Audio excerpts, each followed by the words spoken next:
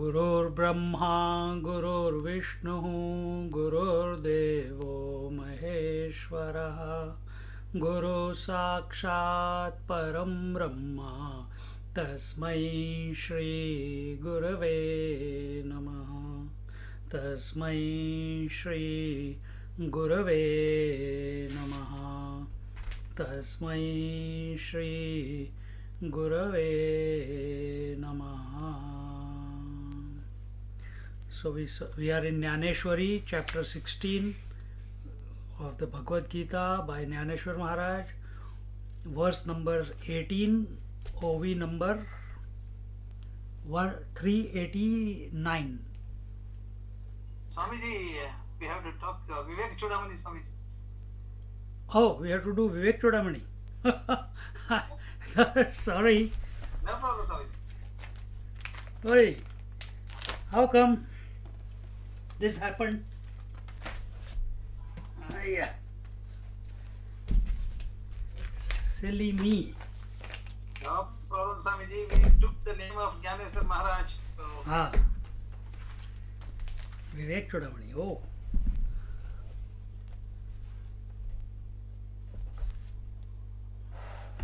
What verse we are on? 539. 540, Swamiji. 539, halfway. Okay. This one. Halfway, 539.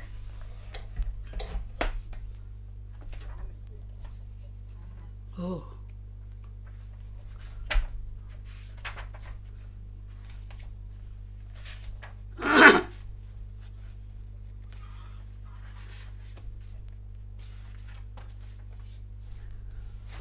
Okay.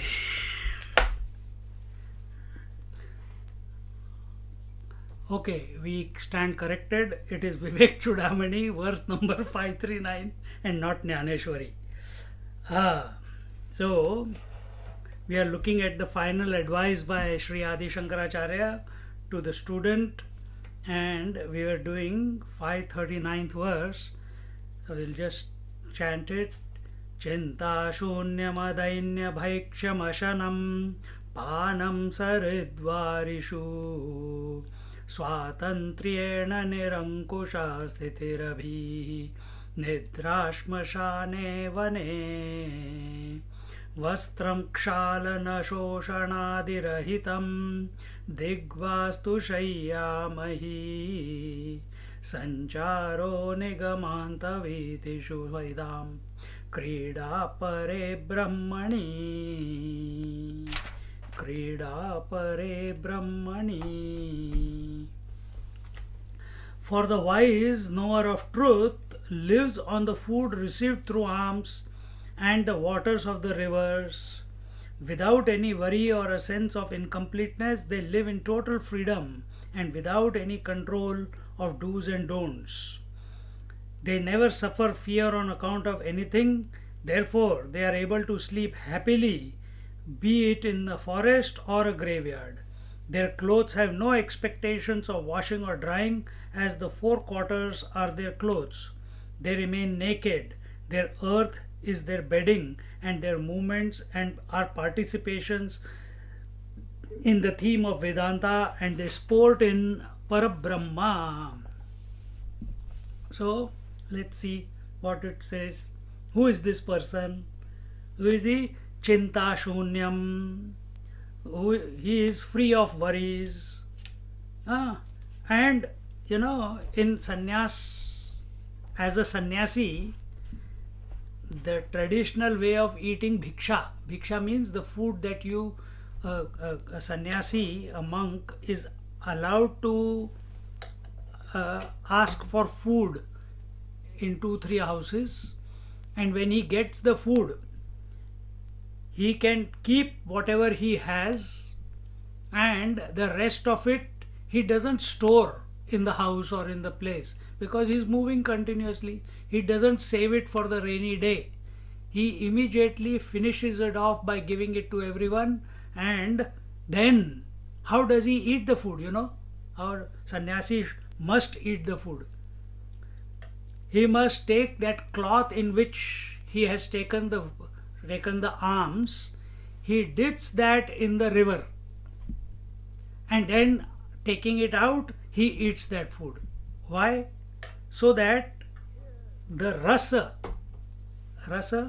the taste in the food, each food is different, distinctive tastes. So all the tastes are nullified or washed away with the water.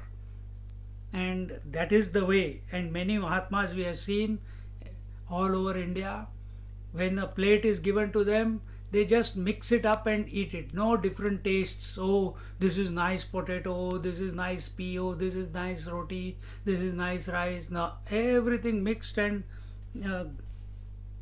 Ram Surat Kumar used to do that. Ramana Maharishi used to eat that way.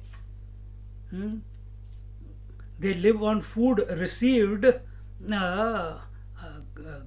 through alms and the waters of the rivers. Yeah, last week I think I mentioned we can't even stay for 1.5 hours of a class without a bottle of water next to us, or we'll be sitting there with a cup of tea, hot tea, and sipping it away. Why? It's so cold and we have to be lubricated. See, there was one Bhikshu Maharaj in Gujarat. Swamiji was telling the story 2-3 days ago, and when he left home, he came to the banks of the Sabarmati river, completely vairagya, completely dispassionate towards the world, and he just came and sat by the river, not knowing what to do next. And he made a decision, and that is, whichever way I get the food today will be the way that I will eat food for the rest of my life. And at that time, in the evening or afternoon, whenever it was, another monk was passing by, and he looked at him, the tej on his face, young 17 years old, 18 years old boy, sitting in meditation, not sitting for begging, sitting in meditation. So he automatically felt like offering the extra food that he had with him.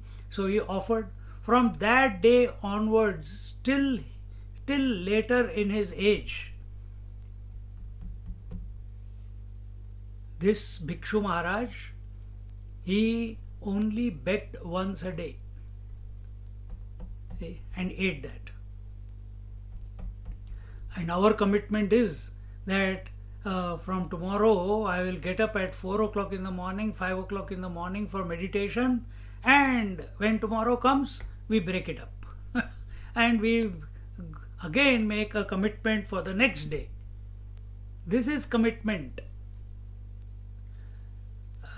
Chintya shunyam. So he's not worried about where the food is going to come from, how much he must, what will he do tomorrow, where is the, should we be carrying a bottle of water? Nope, nothing like that.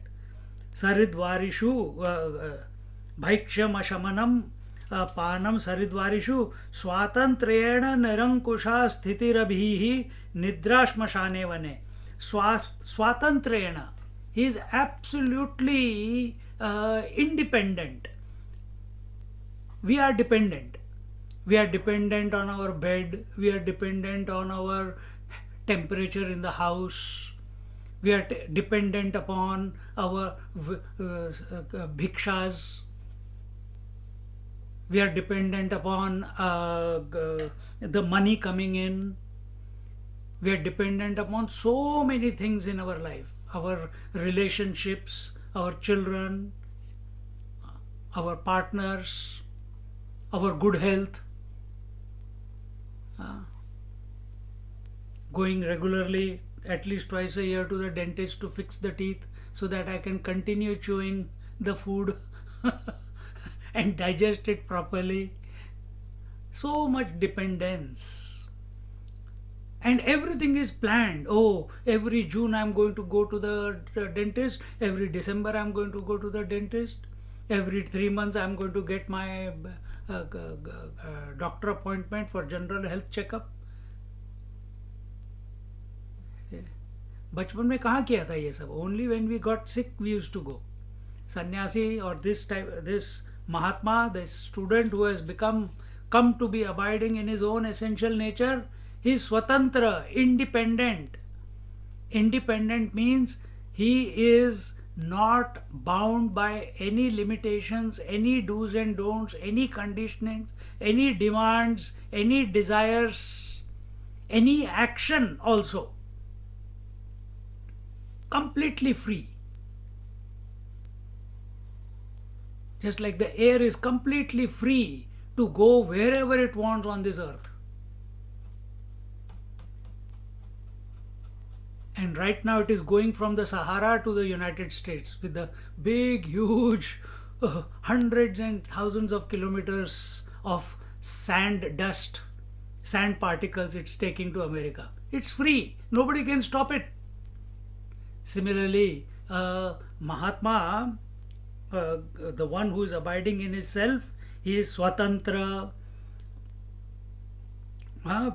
So here he says, without any worry, chintya shunyam, or a sense of incompleteness. They live in total freedom. Nirankusha. Nirankusha is a hook of desire. Ankush. Ankush is a hook. So Nirankusha, without any hook of desire that I think I should go this way, I think I should go that way. See, there was one Amma, I must have told you many classes before, by the name of Subhadra Mata. And this Subhadra Mata, she was in some south, maybe Karnataka, most probably Karnataka. And she was a servant in an ashram. She was from a lower class. So she used to she didn't feel like going anywhere. So early in the morning she used to come clean up the ashram. And that Mahatma and his disciples, they used to find it clean every morning. The students didn't have to do any work.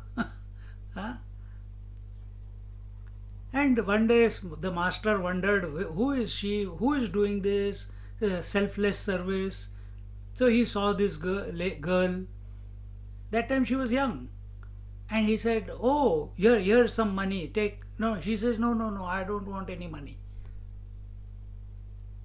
Then, no, I don't want to come and disturb when the classes are going on. That's why I come early in the morning while everyone is sleeping and clean the whole ashram. I want to do that, if you allow me. And then she used to, whatever food was there, she used to eat, and that's it. And a time came after a few years that the old pontiff of that ashram, he took samadhi. So while he was sick, he called her. She said, you want to ask something? She said, yes. After you go away, what will I do? These people will not allow me to stay here, because they are all Brahmins and I am a non-Brahmin. He said, no, this is not your place. And he gave her the Lord's mantra, and he said, Lord Ram will give you darshan. You go. You go to the north.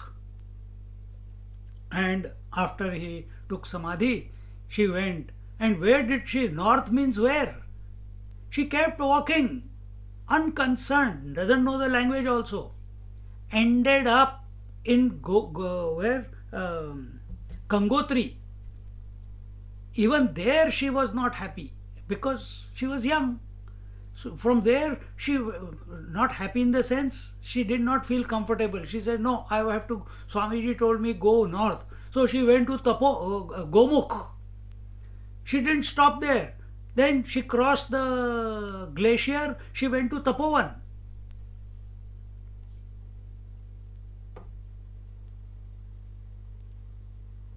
And in that cave she stayed for almost 2-3 years, and then there also people started disturbing. So she went even further up to Govind Ghati. That is at almost 17,000 feet. And there she stayed for 9 years. 9 years. Swatantra, I'm talking about that's she had a Akshay Patra Siddhi. Anyone who went, all these foreigners, Indians who used to go trekking from Gangotri to Kedarnath, it's a 10-day trek over the snow.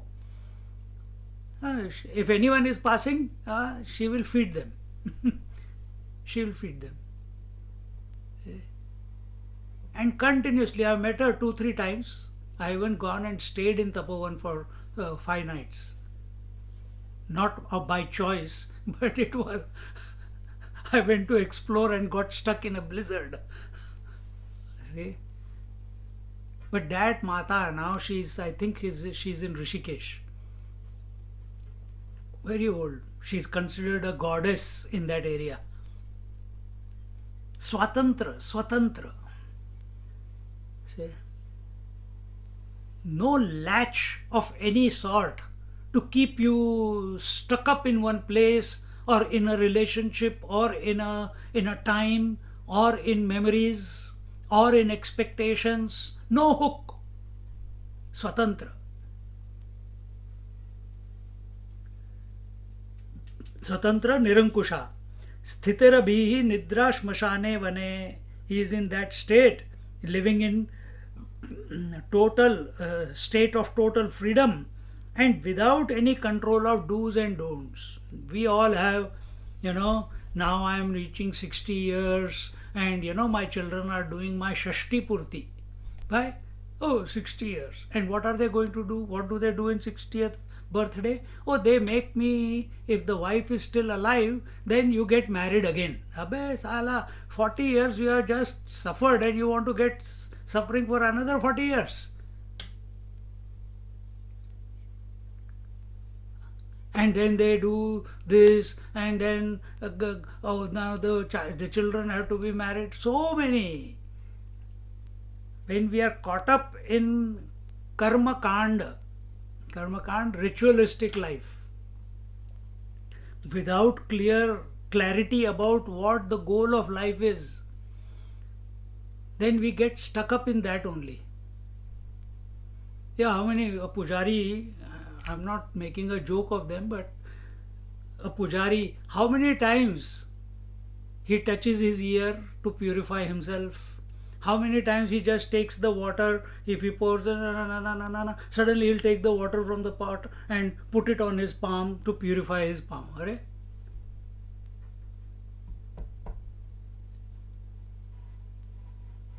So many do's and don'ts. You go in South India, below Maharashtra, very strict in Chhuachut, means your right hand should not touch the food utensils, everything. Only with the left hand you should serve yourself. But you go to Punjab, the moment chapati is put in the plate, both the hands attack the chapati and they break it up. Sometimes they are eating with the right hand, sometimes they are eating with the left hand. And after the food is over, no washing hands. Chalo. Done. Why? Hey, tel hi to tha. It was only oil. Why waste it by washing?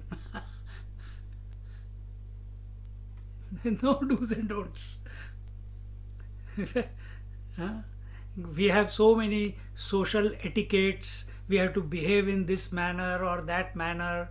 See, today only the news came. The judge behaved in an improper manner. So he is being sued by 6 of his subordinates or trainees. So all that was allowed or accepted as a norm 20, 30, 40 years ago. Now we are paying those people who did not have the basic etiquette. They are paying for it now. See? But this fellow, this person who is ever immersed in his self, ever in the bliss of the self, contemplating on the Parabrahma Paramatma, he feels that it is the most natural state for him to be in, and therefore no efforts are required. So neither is he putting efforts will be required only when you have a desire to achieve something. See, so he has got no desire to achieve anything. He is already there. He has come to this realization that he is all that there is.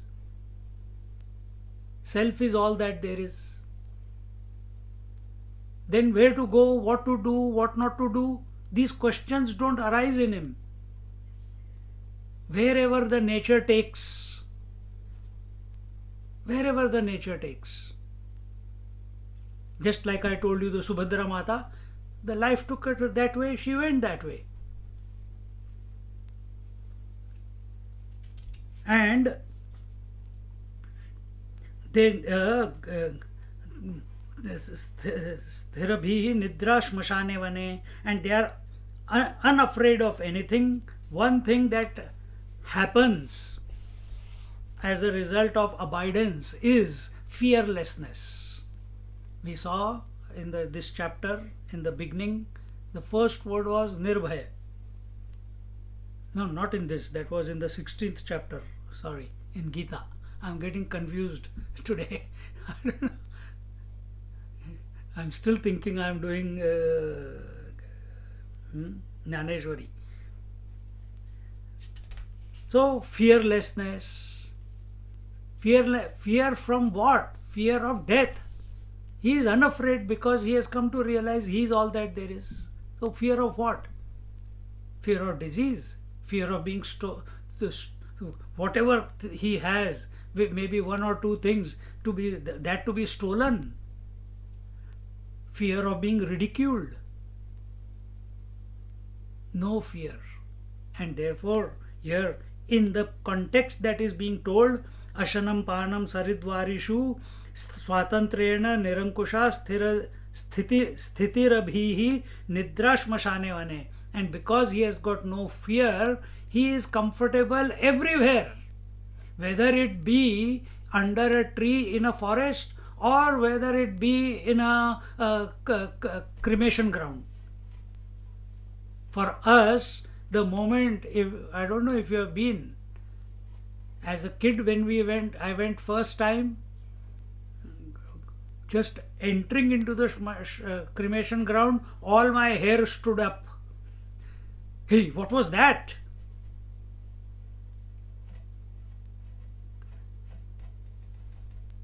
Then to break that fear, it was there. And while I was doing my sadhana in Switzerland, while I was there was a cemetery close by, right next to the church.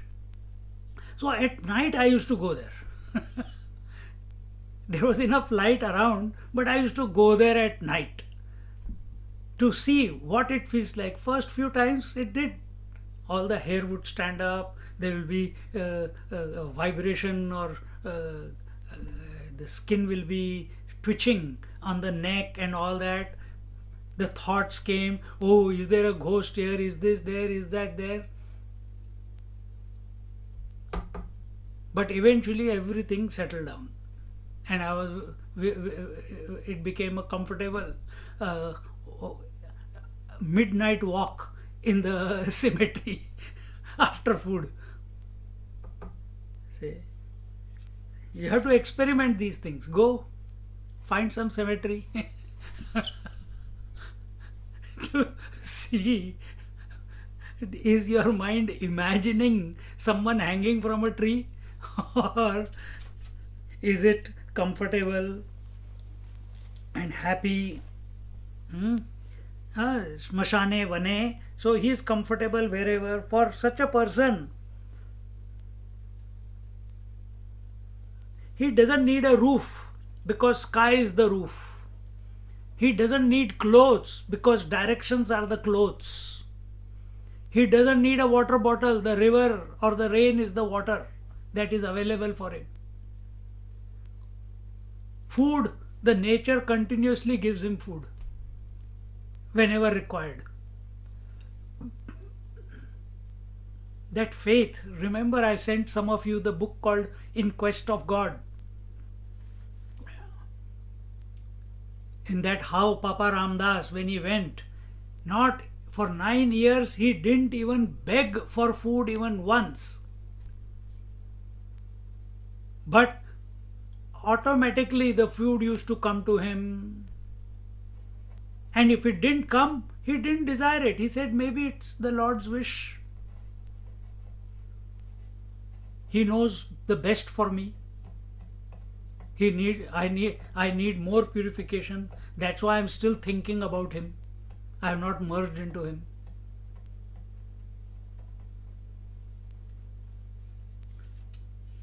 So therefore, because they are unafraid of anything, they are able to nidra shmashane vane, they are able to sleep anywhere in a cremation ground or a graveyard or a forest.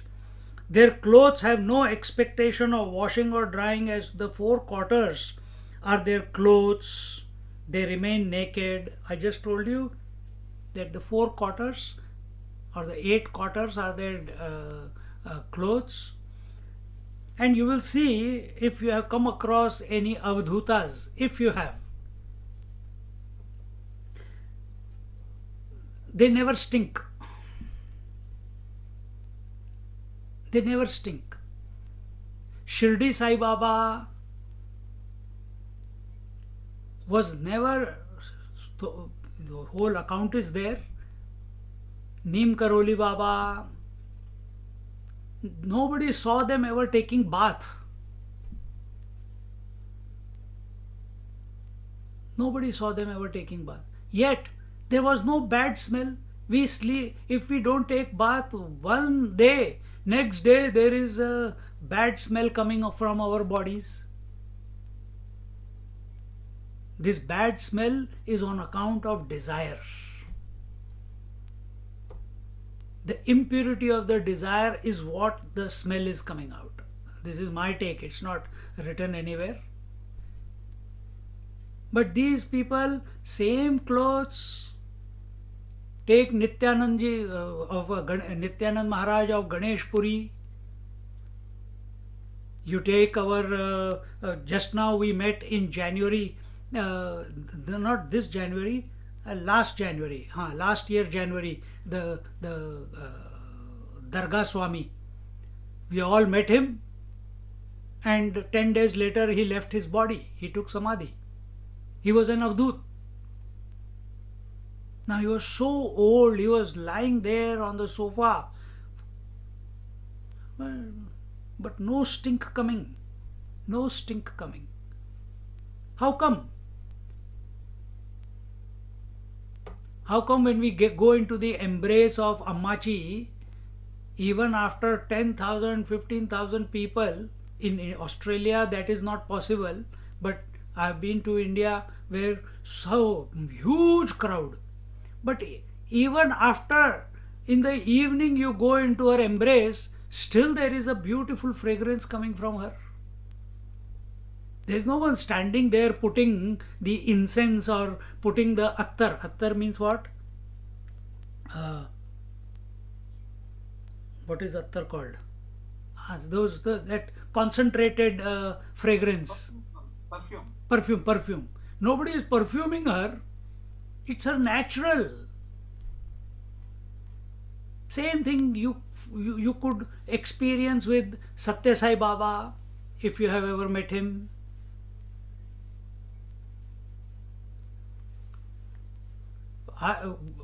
Another person whom I met in Bombay, it was Belsare Maharaj, 97 years old. In other class, Bhagavad, I was telling them, from his skin also the Ram used to come out. Beautiful fragrance. The moment you enter, you are in his presence, in his house. beautiful fragrance emanating from him.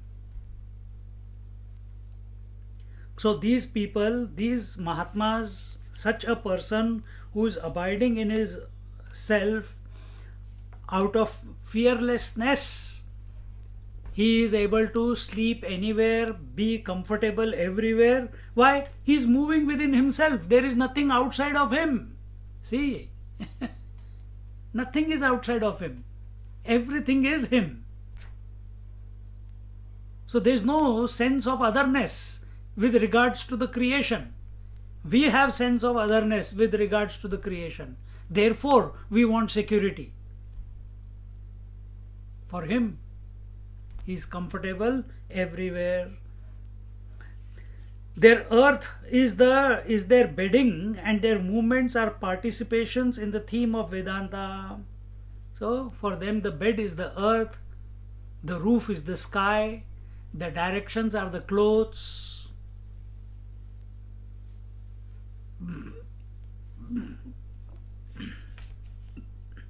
And their movements are participations in the themes of Vedanta. This another thing that you will observe when you come across great masters is that whatever they may be doing, whether they are eating, whether they are walking, whether they are scolding, whether they are speaking, there is a beauty about it. There is an elegance about it. It is so beautiful when they speak. It is so beautiful even if they move their hand in whichever way. How come? Whenever they speak, it is not against the scriptures. Because these Mahatmas, they are continuously in awareness of the self, as the self. Their actions, when we see their body. We see their body doing certain activity. They don't see their body doing activity because for them there is no body. For them there is no feeling that this is my body.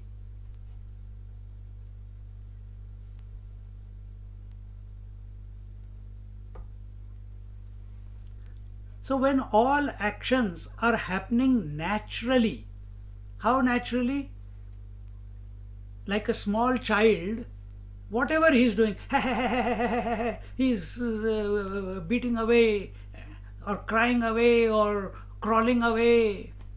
Just the other day I was in someone's house, he is only, 14 months old. Walks on two front like a monkey with the bum up, so fast he walks.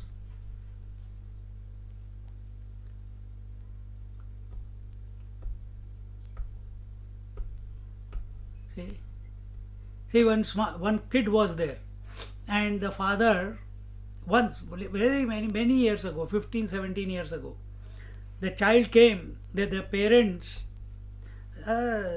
after the Janmashtami puja, we used to conduct it outside in some, in some hall somewhere. After that, they said, Swamiji, before we go home, we'll come over to your place. Okay, come. And they made coffee, gave it to me also, and they also had, and then they wanted to show off their kid. That kid was 1.5 or 2 years old girl, and he said, why don't you dance? And on some number, that kid was dancing, very, very in tune with the music.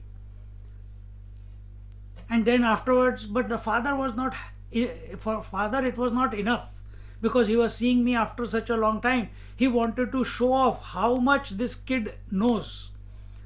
So he lifted the kid up. Beta, say ABCD, ABCD. So the kid said A, B, and again got distracted. Now this was at 12:30 at night, 12 o'clock at night. And then afterwards, again he forced her.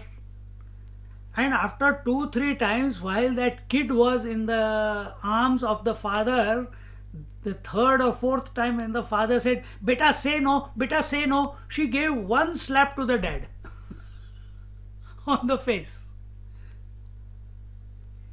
Now, if a grown-up does that to the dad, what will be the consequence? But that 1.5, 2 years old kid, when she gave a slap to the dad, it was taken as a joke. It was taken as, see how she is behaving. She was pardoned immediately without any repercussion. Why? There was no intention of anger, hatred, dislike, because that kid is pure. Exactly the same way, these Mahatmas, those who are abiding in the self, they have got no ill intentions for all their intention is in the self only. See? And therefore they are accepted as they are. Whether they are walking naked in the street, they are accepted. Look at the Jain Munis, look at the Nityanand Maharaj. See? Look at all the Naga Babas in the north. During the Kumbh Mela, go to some Kumbh Mela and you will see them. They don't interfere with the people. They are just whole day they are busy with their chanting, living a very, very secluded life and full of tapasya.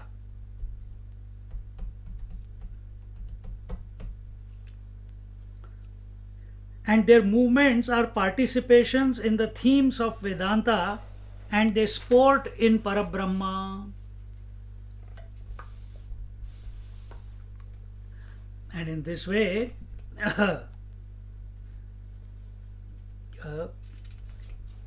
Vedanta here means where the words end. So their movements are participations in the themes of Vedanta. So for them, the way you can't even say that. We are saying that. Scriptures are saying that their movement also are the movements of the divine. There is no individual there. Whereas you and me right now, an individual is talking to you. An individual is listening there. But in their case, they are 100% comfortable if there is no speech coming out, no activity happening. And if there is activity happening, also they are 100% comfortable. See,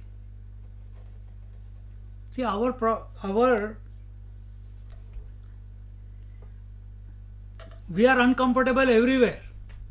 As a kid, we were uncomfortable. We wanted to become grown up. Now we are grown up. We are uncomfortable. We want to go back to being the kid. You see?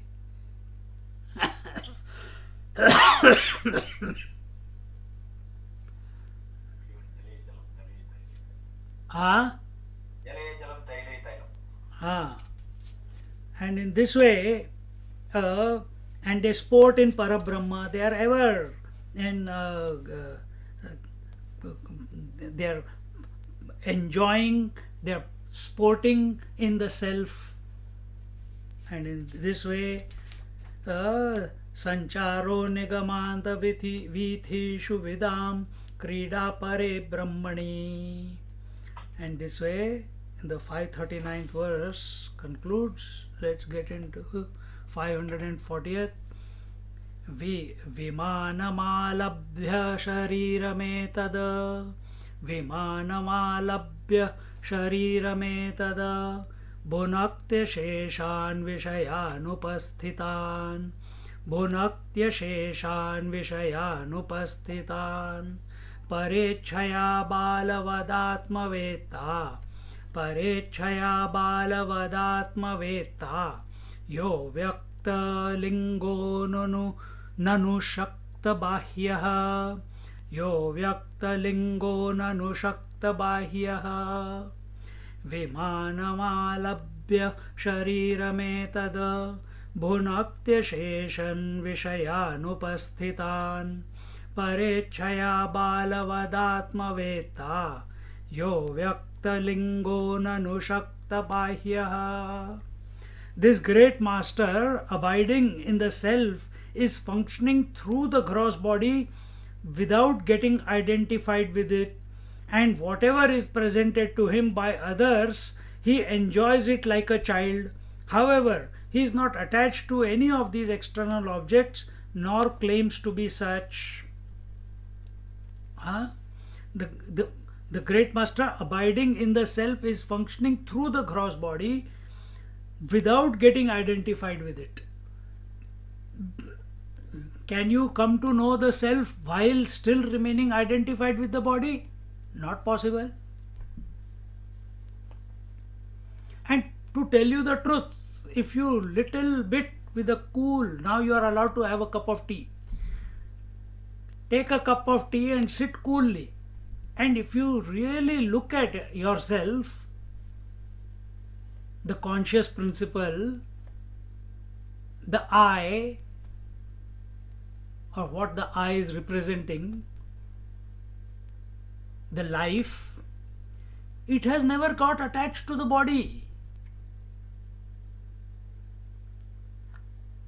It has never got attached to the body. The eyes have never got attached to the forms. The ear has never got attached to the sounds. The tongue has never got attached to the tastes. The nose has not got attached to the fragrance or the breath. One breath goes in, it's not attached, otherwise it won't breathe out. Breathing out happens. So it has not got attached. Same way, mind has not got attached to the emotions. Intellect has not got attached to the convictions. In the childhood we had some convictions. In the teenage we had some other convictions. As a bachelor we had different convictions. After marriage we had different convictions. In old age the different convictions. So convictions have been changing. That means you have not held on to any conviction. See? Same way, mind is not attached to any thoughts. If it was attached to one thought, then it would not allow the next thought to come. But that is not your experience. Thoughts are coming and going. Nothing is attached to anything in this creation. That space which gives total accommodation to the entire universe is not attached to anything in this universe. Whether there is creation of galaxies taking place or destruction of galaxies taking place, space remains untouched. Come more closer. Water remains untouched. Whether there is an ocean expressing or not expressing, or a wave expressing or not expressing. Ocean and wave do not influence the waters. So there is no attachment on account of water with its expression. Gold is unattached with any ornament. I am bringing you slowly from far away, I am bringing you closer because gold you are wearing. Now come back to you, come to yourself. Are you attached to any roles that you are playing? One moment you are a wife, one moment you are a mother, one moment you are a sister, one moment you are a auntie, one moment you are an employee, one moment you are a doctor, one moment you are something. One moment you are a waker, one moment you are a dreamer, one moment you are a sleeper. You are not, mind is not attached to any damn thing. So where has this idea crept into our psyche that we are attached? It seems that way, isn't it? So little bit of cool contemplation, you will realize that there is no attachment ever possible. So also, this, just like the space giving accommodation to the whole creation but not attached to it, exactly the same way. The consciousness and matter, they are also unattached to each other. Where is all activity taking place? In the matter. Consciousness is not doing anything. It is just there. And that is you. But because you get identified with the matter, you start feeling that I am doing, I am feeling, I am thirsty, I am seeing, I am hearing, I am waking, I am dreaming, I am sleeping, because you, the consciousness, got identified with matter. Is identification possible? No. Yet you are feeling that it is happening that way.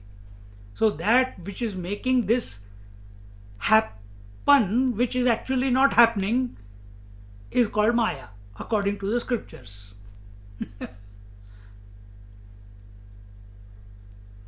So rather than, so this is going on, okay, let it go on. You don't focus on the matter, you focus on the conscious principle. Come back to the conscious principle, because the answer does not lie in the matter. The answer is not in the thoughts. The answer is not in the emotions.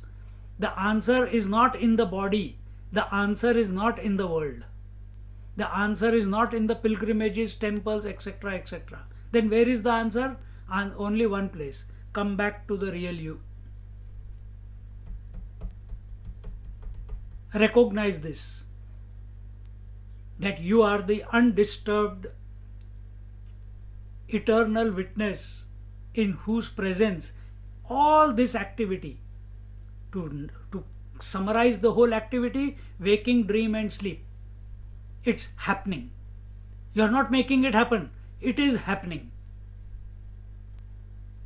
So then, rather than thinking about the waking, dream and deep sleep, start thinking, who is this who knows that these three are happening? So this great master abiding in the self is functioning through the gross body without getting identified with it. Then what is his disposition? From the highest standpoint, everything is him alone. Another way of looking at it is, now this master doesn't think that he is expressing through, that he is this body. Then what does he feel? That he is everywhere. There is no place that he is not. And this is the bhavana, this is the contemplation that we must do. Meditation is not sitting with a quiet mind. Let that quietness, that silence come about as a result of this contemplation. What will be the experience of the space, that it is accommodating everything yet not disturbed by anything? And I am that who is even accommodating that space. So what will be my disposition? This is the contemplation.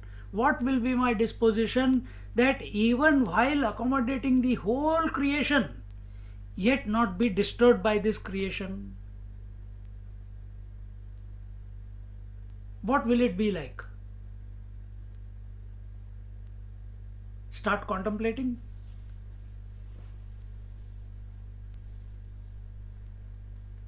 See, विमानमालभ्य शरीरमेतद् भुनक्त्य शेषान् विषयानुपस्थितान्. So, this great master abiding in the self is functioning through the gross body without getting identified with it, and whatever is presented to him, parechaya balavadatma veta, like a small child, he enjoys it. In Bhagavad, I was telling someone, there was one great master called Swami Sharanananda, and when Swami Akhandananda, a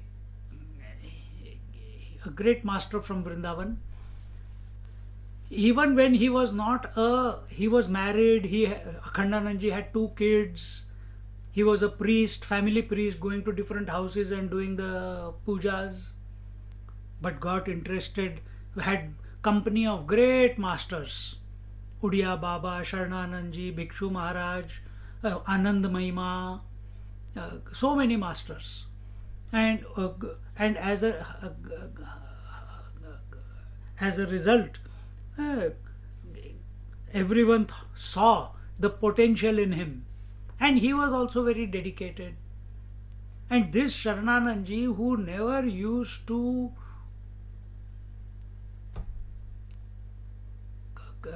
was it Sharananandji? No, it was someone else, not Sharananandji, some other Mahatma, Narayan Guru or something.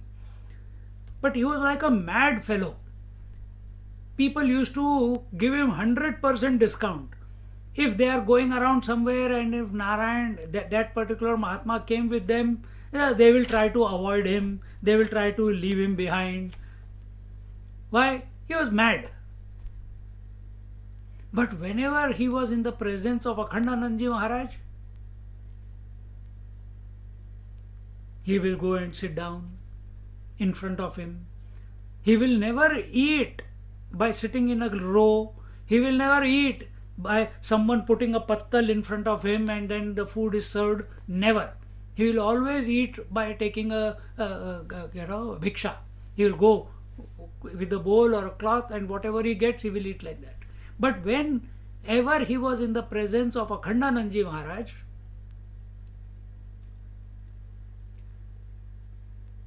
he will eat from his plate. And Akhandanandji was a Brahmin. Oh, how can anyone else eat? But no, he never felt that way. Always his feeling was that a Mahatma is eating from my plate. It's a blessing. I am eating the prasad. And this old man, madman, he will eat from his plate and he will feed him also sometimes in between.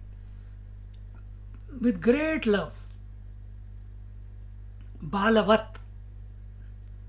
Balavat. So here, Parechaya Balavad Atmavetta. So this one who is abiding in the self, such a person, he is a Balvat. Before I gave you the example of the small child. So there are 3 expressions which we have mentioned few times now. Balavat, Unmattavat, Pishachavat.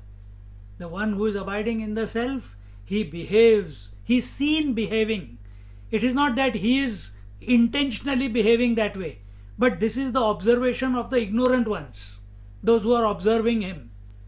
What is that? That great masters, they behave childlike, they behave drunken-like, or they behave ghost-like. So here, Balavat, as a child. Yo avyakta lingo nanu shakta bahyaha. However, he is not attached to any of these external objects, nor claims to be such. And therefore you will find, I don't know, because I lived in the north most of my life, apart from Australia, so I understand the language. So there are many masters. When you go to the Sadhu Mandali, when we go to Himalayas, in 2003 when I went to Parshuram Kund and the Himalayas with another sannyasi friend of mine, and we stayed in the with the Naga Babas in the mandalis and everything, eating with them, living with them, bathing in the rivers, living in the cowshed. Many Mahatmas we come across who speak in this manner. Even Swami Rama, there was one Swami Rama, if you have heard, who also was one of the first persons, Swamis, to go to America. He also used to speak in the third person about himself. This body is hungry. This body would like to go to sleep now. Not I want to go to sleep. This body wants to rest. This body is hungry. As if it's an observation. See? And once we make that into a habit, you will start observing. And actually speaking, your observation is turning into identification. That is called individuality. Actually, we are observer only all the time. First the hunger happens and then we say I am hungry. So we got identified with the hunger. See? So here it is told that they are not attached to anything. I already explained with regards to attachment, like the space, accommodating everything but influenced by nothing. So even more all pervasive than space is this consciousness. Even more pervasive than the space is consciousness. It's accommodating all, everything.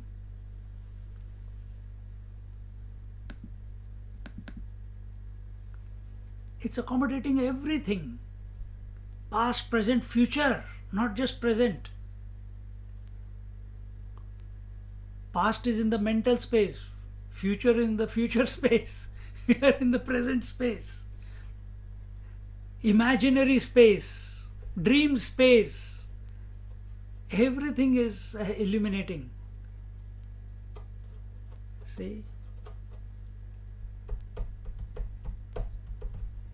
Continuing, Digambaro vapi cha sambaro va, Digambaro vapi cha sambaro va, Tvagambaro vapi chidambarastha, Tvagambaro vapi chidambarastha, Unmattavadvapi cha baladvadva, Unmattavadvapi cha balavadva, पिशाचवद्वापि चरत्यवन्याम् पिशाचवद्वापि चरत्यवन्याम् दिगम्बरो वापि च साम्बरो वा त्वगम्बरो वापि चिदम्बरस्थः उन्मत्तवद्वापि च बालवद्वा पिशाचवद्वापि चरत्यवन्याम्. Here the thought I told you, no, childlike, drunken-like, ghost-like. So here the other two are taken. This great master, ever wrapped in the clothes of consciousness, whether with clothes or without clothes, or with the animal skin, moves on the earth with freedom of will, like an intoxicated person, unmattavad, or a childlike, balavat, or like a ghost, pishachavad. See, the thought is coming automatically. So this great master, Digambaro vapi cha sambaro vas, Tvagambaro vapi chidambarastha. Chidambarastha, the consciousness. Chit ambara, conscious space. So this great master, ever wrapped in the clothes of consciousness. Frankly, when the wave on And the water goes in search of its source and wanting to realize the source, which is the waters. And once it realizes the waters, can it come back to be the wave? Not possible. The wave form will be there. The form of the wave will be there. But the wave calling itself a wave, when it searches for the water, it can only realize water when it gives up its waveness. Same way, every master that we have come across, whether it is Adi Shankaracharya also, whether it is Ramana Maharshi, they were all born. They grew up. The divinity caught from within. They began their journey. Where they began their journey? First within the world. Ramana Maharshi moved away from his house to Arunachala. Then he was in the temple. Then he was in the cave.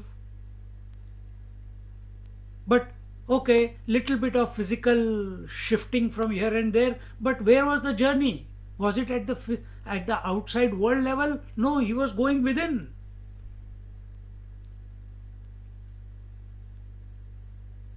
So he went within the body and he came to know the consciousness as the consciousness that I am. And the body continued after that because we did not create the body. At the empirical level, the body was created by the parents. It came into existence, we have occupied it. Just like we occupy the car to reach a destination, we have occupied this body to reach a destination. But in between somewhere, we lose the plot and we start thinking that I am the car.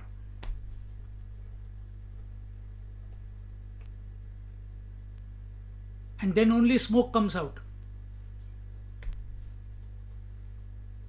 No, car is to reach some destination.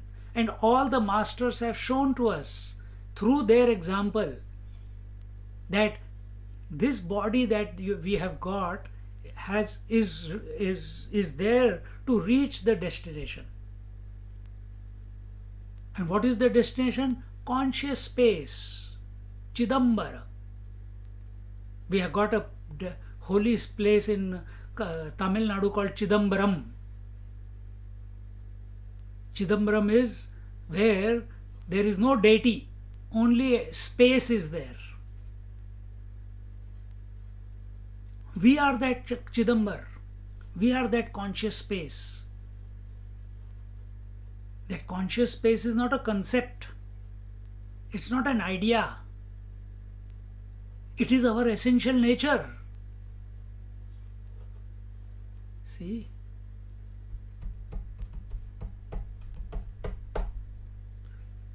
The great master ever wrapped in the clothes of consciousness. So right now we are clothed. We are wrapped in the clothes of space, air, fire, water, earth. We are wrapped in the clothes of Panchadhatu. Well, let's come one step further. We are wrapped in the clothes of relationships. Then we come to ourselves. We are wrapped in the physical, these clothes. Then we are wrapped in the skin. Then we are wrapped in the 5 sheaths. Body sheath, vital air sheath, mental sheath, intellectual sheath. We are wrapped in the sheaths. But now, utilizing these equipments, this master, this seeker has come to realize, hey, all these which we just mentioned come and go. Therefore, they are not real. I am wrapped in myself.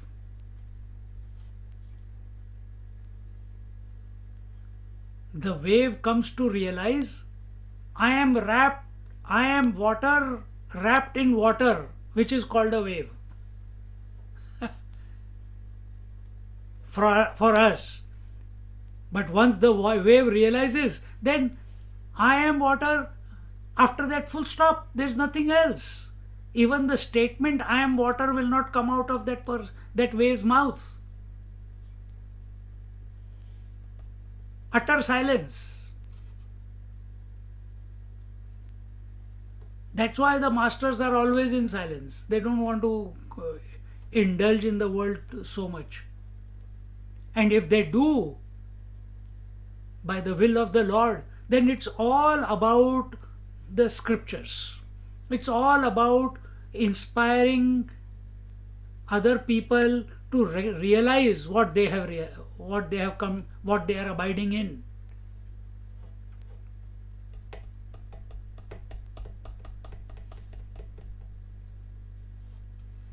So this great master, ever wrapped in the clothes of consciousness, whether with clothes or without clothes or with animal skins, moves on the earth with freedom of will. So whether there is cloth or no cloth. So these are the avdhutas, these are the deeply engrossed in the self. Their body identification has dropped to such an extent that whether there is a body or no body, that also they do not cognize. See? I don't know, there is one Mahatma in Rishikesh, in Swargashram. He's a Paramhams, I can't remember the name. Along the Ganges, one kutia is there, one small place is there for him to stay, one or two rooms, and I went to visit him. Always living naked, short fellow, and every evening from 6 to 6:30 he will give satsang. And because he is not aware of his body, he will just walk. Okay, ho gaya. People will say, Swamiji, time ho gaya, 6 baje satsang. And he's always lying down in the bed. He never sits, always lying down. Very quickly he will get up and he will start walking. And self, he has not made any disciples, but self-proclaimed disciples who are still body identified, they feel, how can this great Mahatma go in front of all the people? There will be ladies, there will be kids, there will be girls, there will be boys. How can he go in the public naked?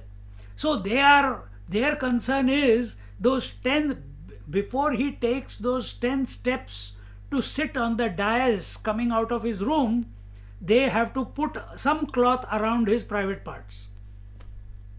So they put a towel, or they will put a lungi.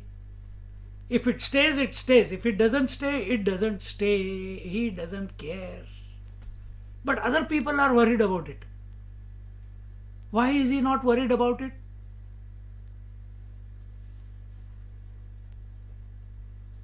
See, when Shukdevji Maharaj, we know about Bhagavad Mahapuran, when Shukdevji Maharaj was born to his mother,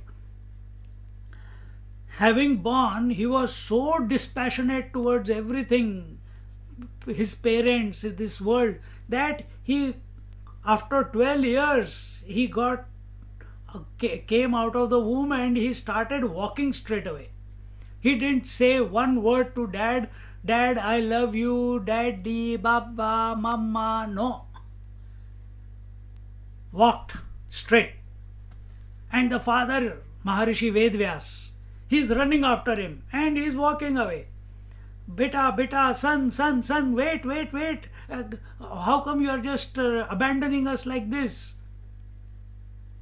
Because he had listened to the scriptures while he was in the womb from his father. Because his father is the one who composed the Vedas the way we know today. So he was totally dispassionate.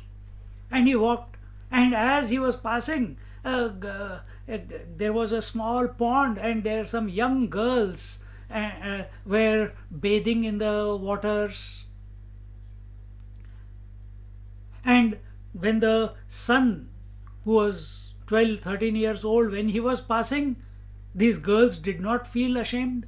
They came out of the water, they looked at him, they called him, but he was not available to them. He kept walking. And then within few minutes, the father is running behind his son. He also passed that same spot. The moment he came, all the girls immediately went into the water. He said, how come you gave him a different treatment and you gave me a different treatment? How come you didn't feel ashamed when he was passing and you are feeling ashamed when I am passing? I am old enough to be your parent, but you are feeling ashamed? That time those young girls gave a beautiful reply. They said, he has got no body identification, so we didn't feel threatened. You have body identification because you are running after your son's body form. So when you look at us, you will also look at our form, so we are hiding it. Think.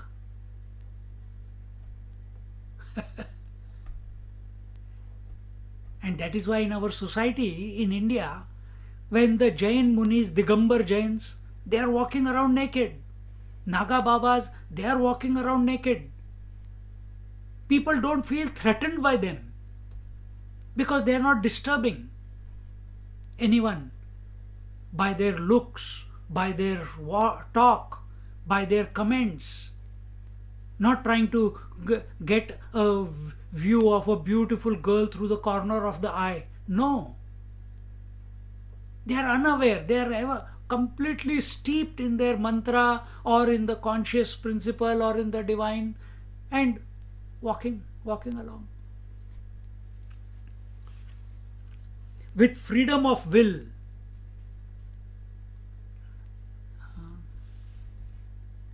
Yes, without clothes or without animal skin. So whether they are wearing clothes or not wearing clothes. Bhagwan Nityanand Ji Maharaj of Ganesh Puri, he used to walk, and while walking, he used to pee and poo like an animal.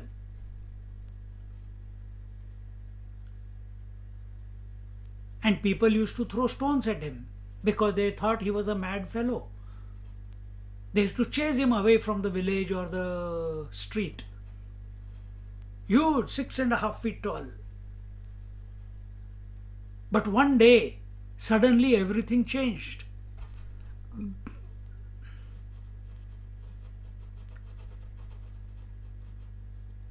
When the children were throwing stones at him, he also picked up a stone and threw at them. Not to hit them, but the stone went into a shop and broke the window. And in that one day, that shopkeeper did a business of the whole month. Next day, again when Nityanand Ji was passing by, now he started also throwing the stones at him, so that he throws another stone to his shop and he does the same business again. And so it happened. And so it happened. And slowly all the shopkeepers next door, they saw what was going on. So they also started throwing stones at him. Poor fellow. See?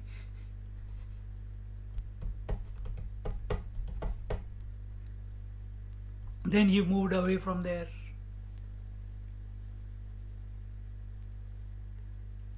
And here it says, Unmatta vadvapi cha balavad pishachavad. 3 words are taken in the second part of the verse.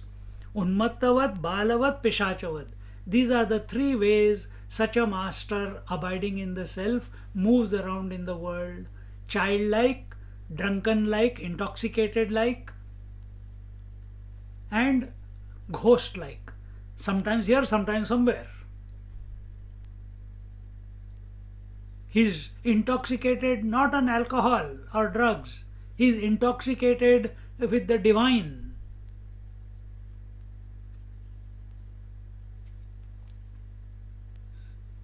For these three types, read the stories of great masters. Read the stories of great masters.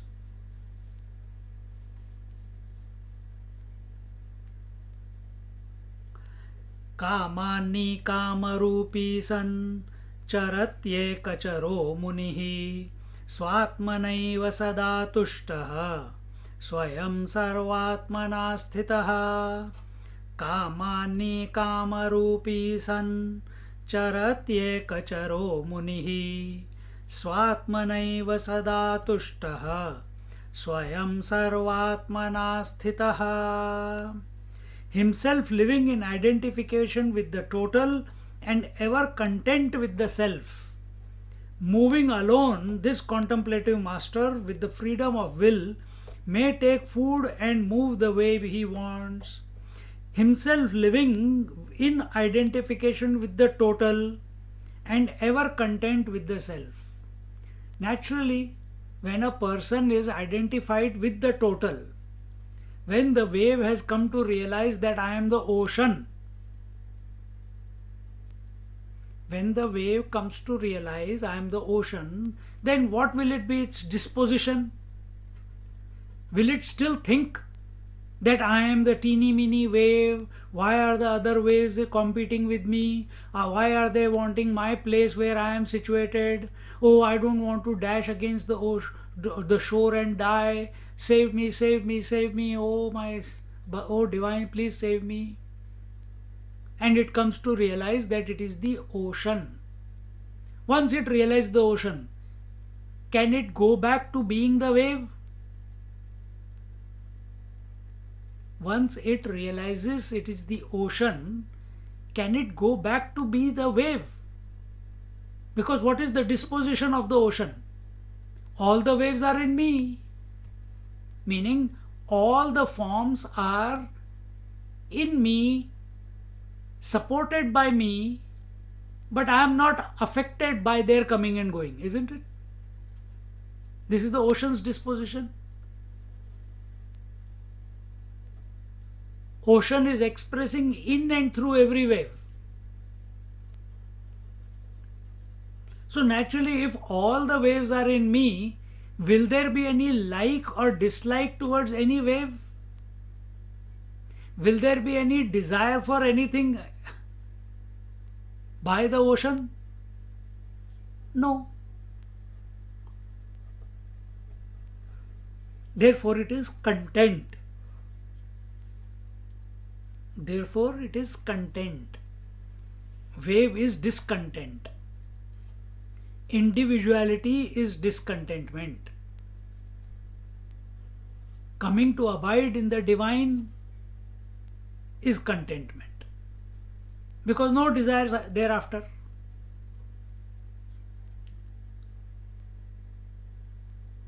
So this Muni, this great person,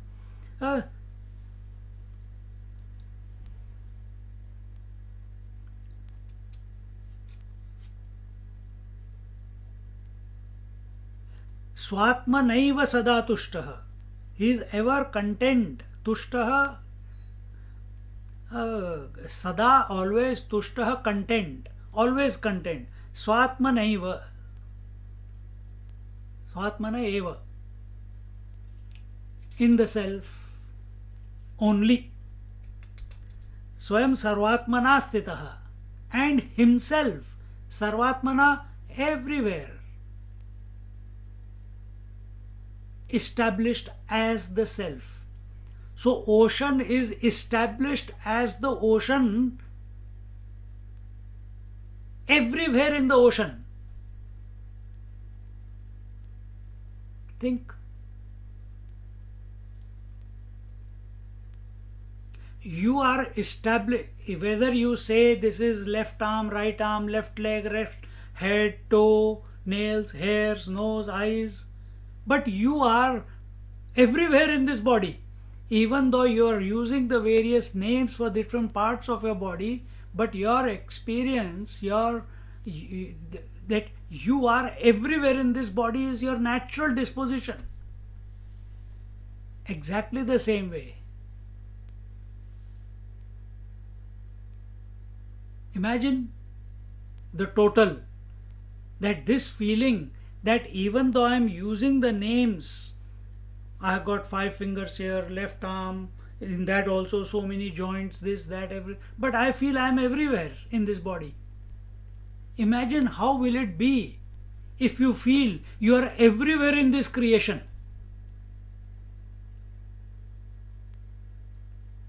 Contemplate in this manner, you will vanish. You as an individual will vanish. So you have a teeny meeny bit glimpse of what it means to pervade in spite of name and form. Name is hand, the form is this. The name is nose, the form is this. The name is eyes, the form is this. The name is head, the form is this. So in spite of the name and form, I feel I am everywhere behind all these names and forms within this body.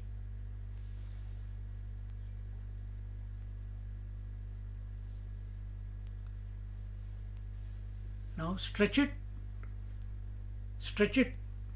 till infinity. But that stretching cannot go outwards. It has to go inwards and then outwards. You have to go to the source. Cause alone expresses as many effects. Cause the gold alone expresses as many ornaments. Cause the ocean alone expresses as many waves. Cause the mud alone expresses as many pots. What is that ultimate cause which is expressing as the total variety of creation? Come to that cause. That's the self. So the self alone is expressing as the entire creation. Now you have to get hooked to this. Right now we are hooked to being a father, mother, daughter, sister, etc., etc. We are hooked. Like we are hooked to earn money for survival. We are hooked. Let's get hooked to this self. You'll transcend all other hooks then, which are only temporary. It must catch our imagination that waking, dreaming, sleeping, all the time, this is just hounding at us.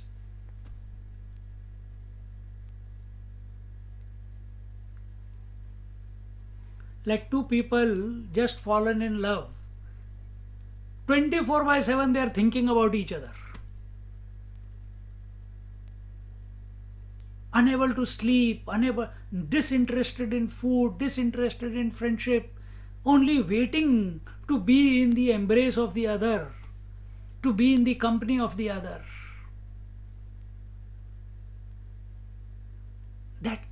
That commitment, that it has captured your mind completely. Same way, our disposition towards the self, our love for the self, our desire to be the self must be all consuming. And in that all consuming disposition, nothing else in this world holds any sway over us. See? That is what is said here. Swayam sarvatmana sthitaha. This is also a misnomer. We think we go to sleep, we think we have a mind, we think we have gone to sleep. When we go to sleep, the deep sleep state is common to all people. Just like space is common to all people, air is common to all people, deep sleep state is also common to all people. Why stop there? Mind is also common to all people.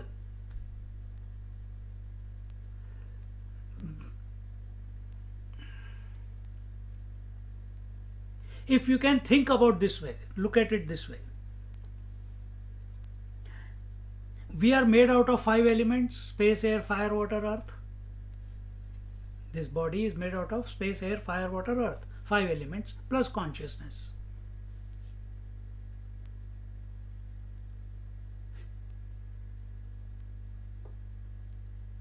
Without the earth element, could you have the body form? Not possible.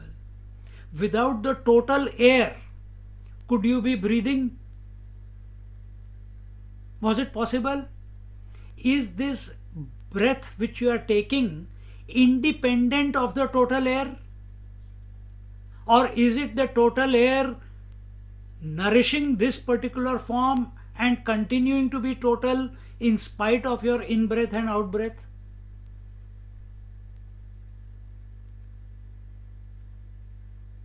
The space that you are occupying, can it be possible to occupy that space without the total space? Not possible. The fire which is in your Jatharagni, the fire element within the body, can it be possible without the total fire element? Not possible. If everything is a part of the total, then how can you say that I have an individual mind? That mind also must be a part of the total mind. Think. Why stop there?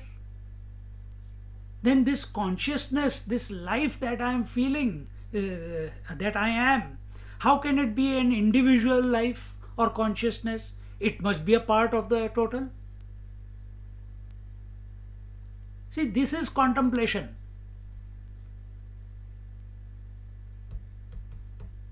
It is your experience. So when the body dies, the body goes back to earth, the air goes back to total air, the space goes back to total space, the fire goes back to the total fire, the waters go back to the total waters. This is just a language that it goes back. Actually, there is no going back. When the house is destroyed, does the space go back to total space? Or it was already the total space? It was already the total space. Exactly the same way. This mind, it's up to you. Whether you accept yourself as an individual mind or the total mind. Whether you accept yourself as the individual consciousness or the total consciousness. And this is possible only through this body. So here it is told, Kamani kamarupi san charatyekacharo munihi swatmanaiva sada tushtaha swayam sarvatmana sthitaha. Contemplate on these pointers and we'll continue with the 543rd verse in our next class. Om Purnamada Purnamidam Purnat Purnamudachyate Purnasya Purnamadaya Purnameva Vashishyate. Om Shanti Shanti Shanti. Harihi Om Shri Gurubhyo Namaha. Harihi Om. Just sit quietly for half a minute.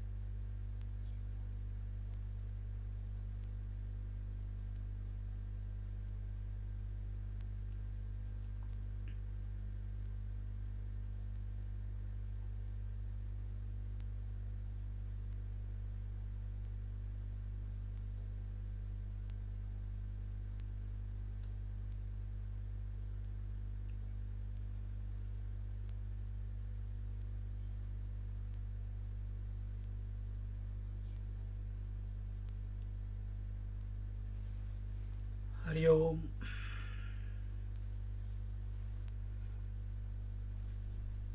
Hari Om Swamiji. Hari Om, Hari Om. See you tomorrow, some of you. Hari Om Swamiji. Hari Om, Hari Om, Hari Om. Om Swami. Hari Om, Appa. Hari Om Children.